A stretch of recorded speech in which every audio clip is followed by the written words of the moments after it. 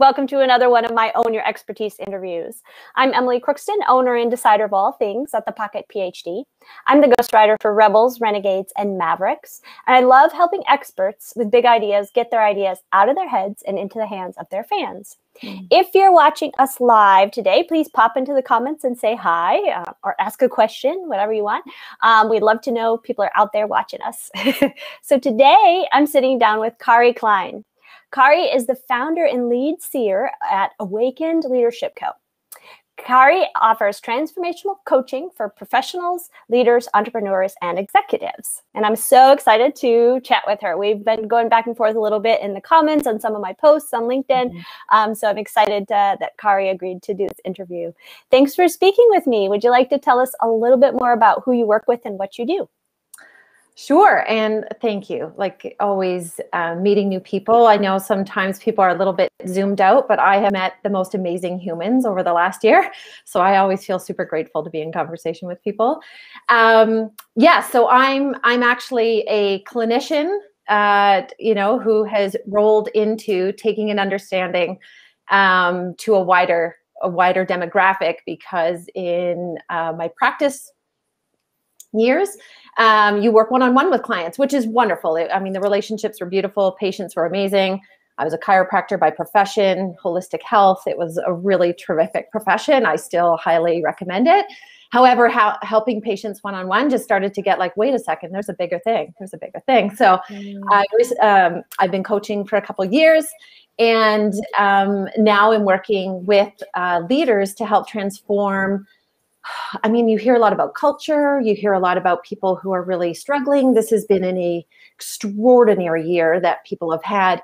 And it's like, how can we have an impact on the well-being of humans? And I really believe that, speaking to people who are in organizations is super helpful, because that's where people are daily.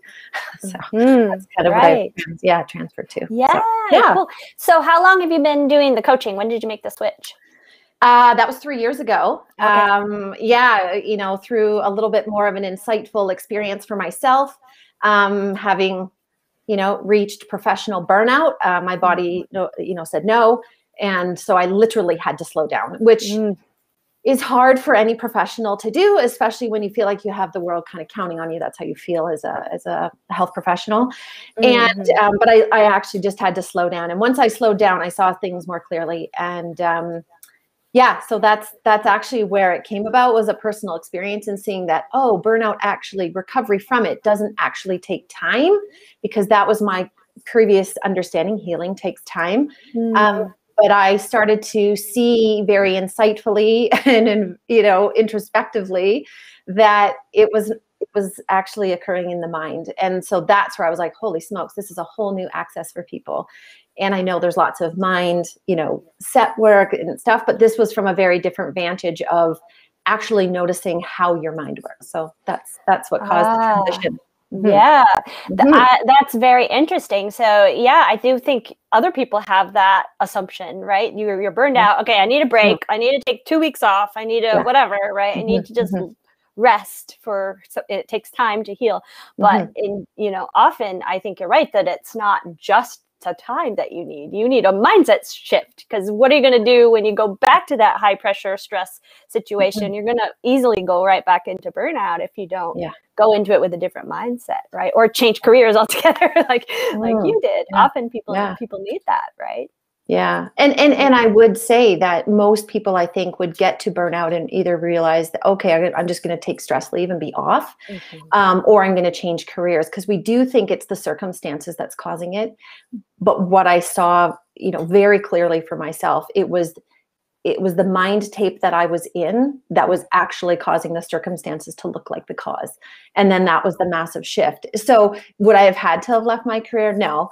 But working with patients one-on-one, and I saw the mental health and all the stress leaves and all the things that were on their intake forms, I'm like, I need to reach a wider audience. I need to go help people before they're in the crisis. So I wouldn't say everyone has to leave a career. In fact, when you look in this direction, you're going to see that it's not the career that's causing it. Good point. Good point. Yes, it's often in the mind, and it's all about how you look at what you're doing, right? Yeah. I think my yoga teacher always says to us, "It's not what you do, it's how you do it," or something like that. And I think that makes it's right. Lots of people have very stressful jobs, and they manage their mindset fine. They figure out ways to manage their mindset. But you have to sort of figure out for yourself, is this something I can manage, I suppose, is maybe the right question to ask. Yeah. What other questions are good to ask when you're feeling yourself close to burnout?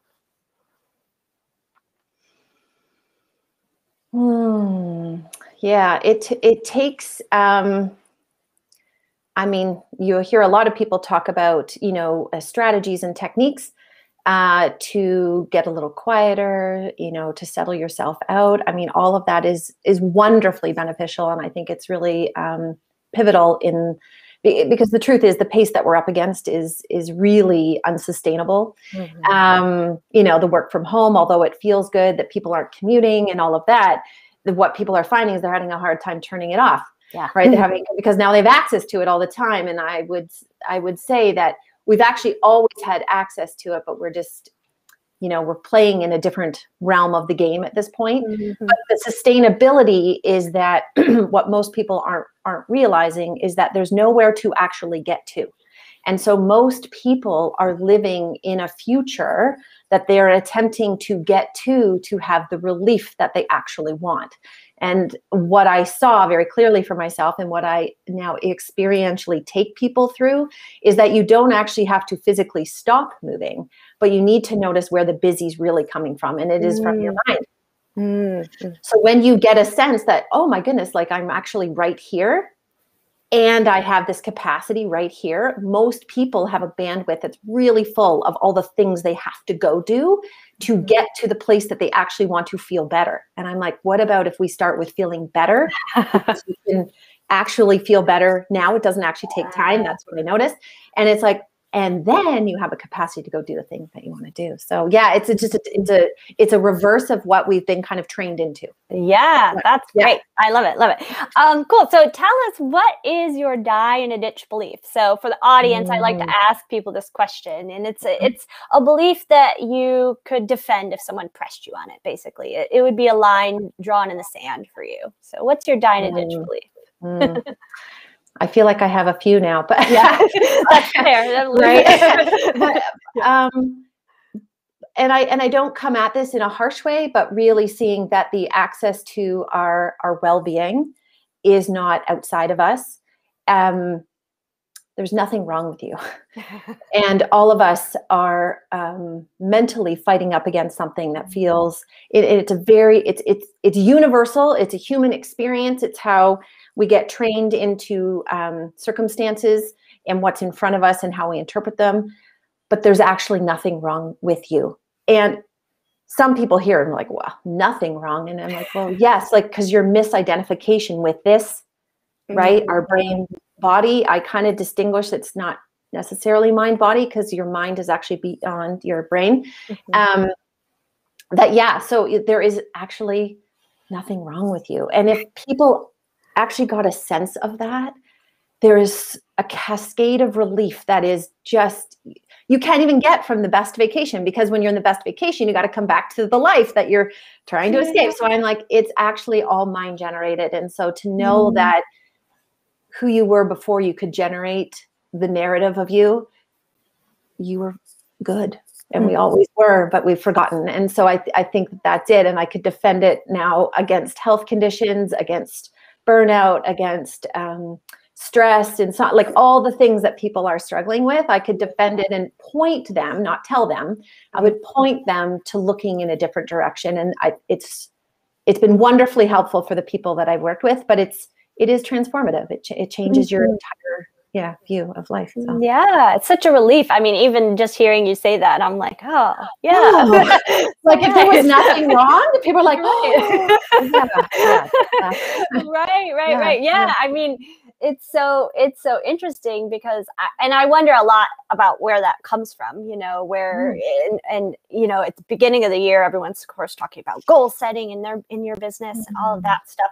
And somebody had written, just because you're setting a goal doesn't mean something's wrong. And that really hit me as well. Like, yeah, it doesn't have to be, I think we do think if we're improving, well, something must be wrong, but that's not necessarily true. I mean, you could live, the status quo could be just fine, right? Sure. But, you have ambitions for whatever reason, you have a drive to change something. Doesn't mean what's happening now is wrong or bad. It just means you want to do something different, right? Why do we always have to put it in these terms of, oh, if I'm not perfect, I must be wrong, or whatever it is. Yeah, it's not an either or, right? Right. It's a bit more of an and. My distinction around that, because a lot of my clients go, what are you telling me? Like, I should never set a goal. I'm like, no. Yeah. But what I want you to potentially not do, because this is the thing that gets people, is when you set the goal, your well-being is dependent on the getting of the goal.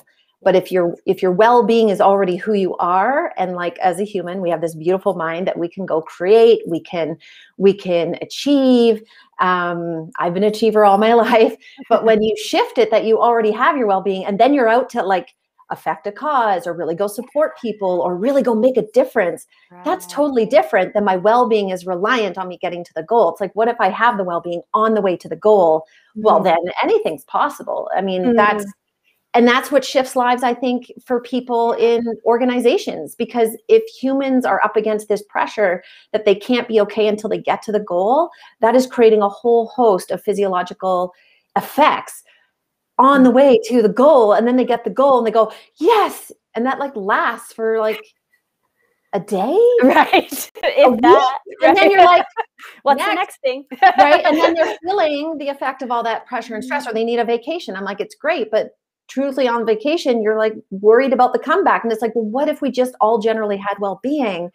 And then we're setting massive, impossible goals, but our well-being is good. It's intact. And we're up to cool stuff. Like, humans are capable of so many things. It's incredible. Right. How fun. Yeah. I really like this. It's so interesting because I had a similar kind of experience. So I used to be a professor, and and I was always chasing that, like, oh, I'll be happy when I get the tenure track job. I'll be happy when I get tenure. I'll be happy when whatever the next thing is. And at some point I just woke up and thought, or I get to be happy now. Or I could just do that, and and it was really refreshing, because I think when you're striving for, especially like a long-term goal, like grad school takes like 8 years or whatever. It is like, this is miserable, but it's only miserable for 8 years, or whatever the time frame is. But to have that flip that switch in your head, like, oh, it doesn't have to be in the future, it could be now. And I think it speaks to just being present and just having what you have today, and instead of like you're saying, on vacation, enjoy the vacation, don't think about work. And before you're going on vacation, work, think about that, don't think about the vacation, right? And that's a really helpful thing. It's interesting the way the mind works. Well, and there's it, like, so once you understand how the mind works, and that is the flip for most people, because most people feel like they're attempting to manage the circumstances and what's going on around them, people, situations, etc. That's exhausting. And that's where burnout comes from, right? Because we're just up against these things that feel so out of our control. But once you realize that actually your mind only works one way, things outside of yourself cannot make you feel anything. It's only ever your thinking about what is outside of you that makes you feel that way.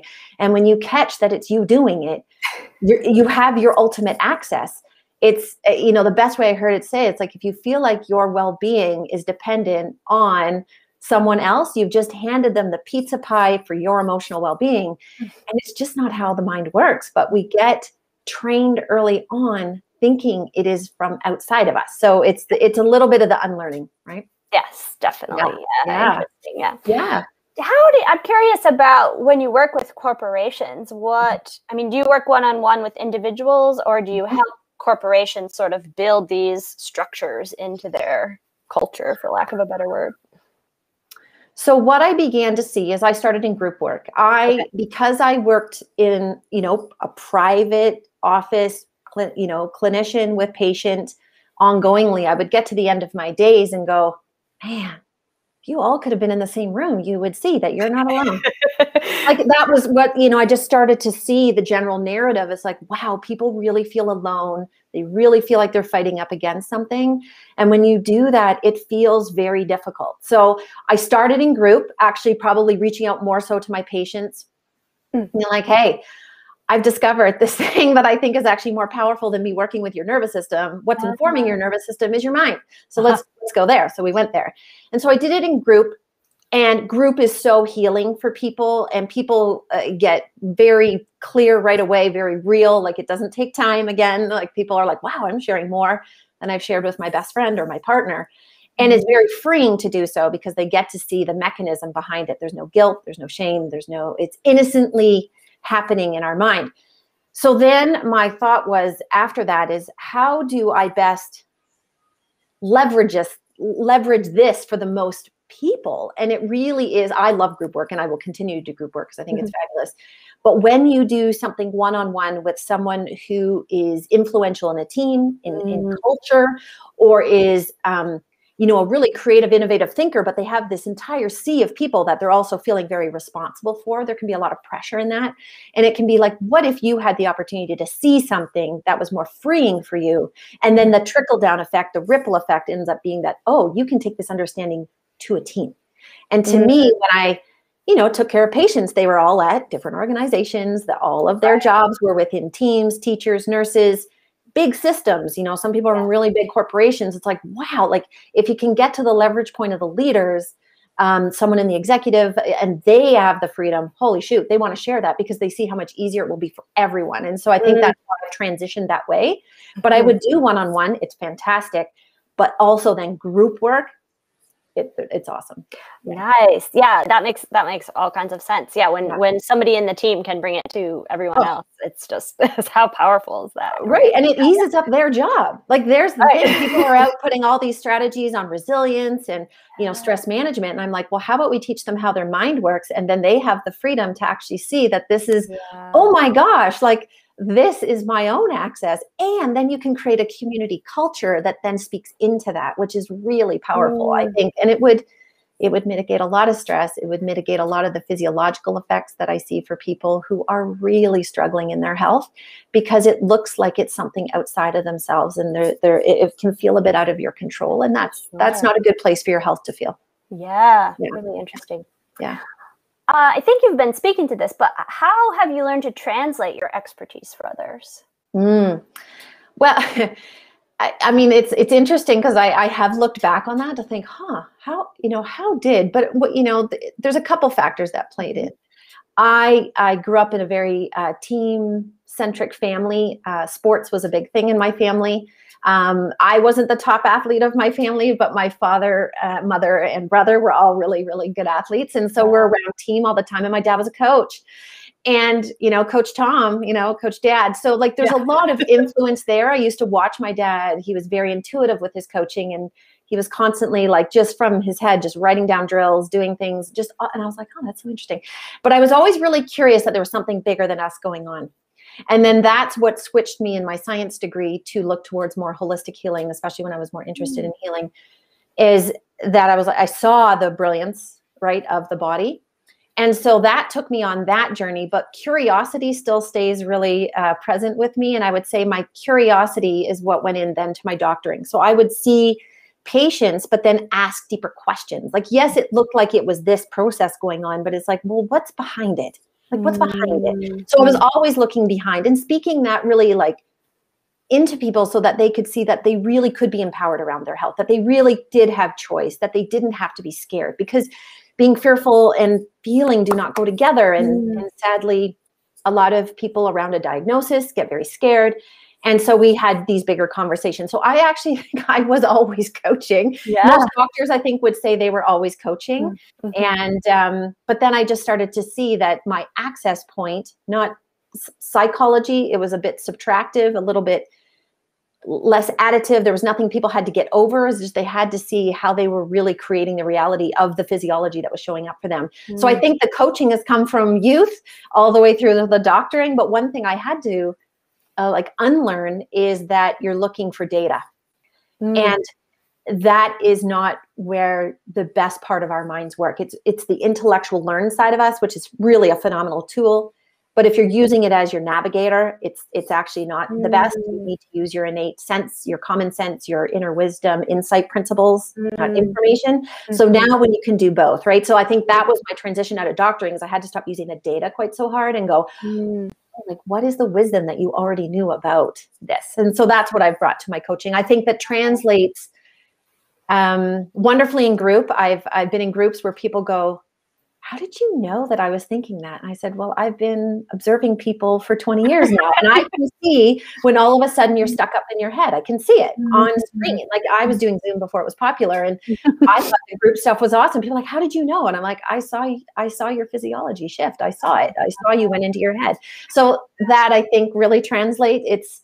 It's less intellectual. It's much more intuitive, and you can use that intellect on the other side. That's fascinating. I mean, I think a lot of people go to a physician to say, fix me, like, I have this problem, fix the problem. So I wonder if you encountered a lot of resistance in the beginning to what you were trying to do, or if it was easy to make that, bring them along and coaching. I mean, maybe it speaks to your coaching prowess. But, I'm curious. Well, I think what I started to see is that, there's, and I know it's talked about in kind of in the coaching world, like your zone of excellence and your zone of genius. Right. And I just started to notice that, wow, I was really excellent at chiropractic. Like, I was really good. And I was very intuitive by the end, because it just becomes second nature. You can read people, you can read things.